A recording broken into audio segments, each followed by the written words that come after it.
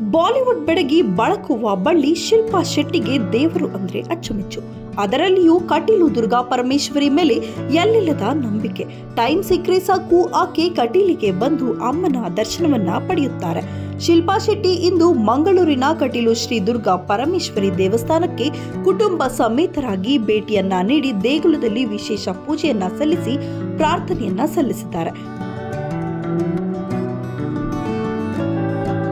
ಕುಟುಂಬದೊಂದಿಗೆ ಶ್ರೀ ದುರ್ಗಾ ಪರಮೇಶ್ವರಿ ಅಮ್ಮನಿಗೆ ಅರ್ಚನೆ ನೆರವೇರಿಸಿ ಭಕ್ತಿ ಭಾವವನ್ನ ಮೆರೆದಿದ್ದಾರೆ.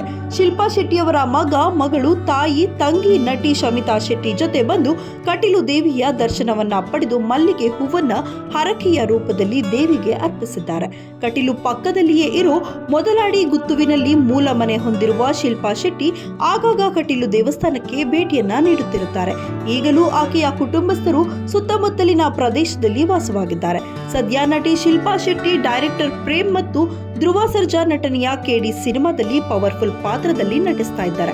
ಹಲವು ವರ್ಷಗಳ ಬಳಿಕ ಈ ಚಿತ್ರದ ಮೂಲಕ ಅವರು ಕಮ್ ಬ್ಯಾಕ್ ಆಗುತ್ತಿದ್ದಾರೆ. ವರಮಹಾಲಕ್ಷ್ಮಿ ಹಬ್ಬಕ್ಕೆ ಈ ಸಿನಿಮಾ ರಿಲೀಸ್ ಆಗಲಿದೆ.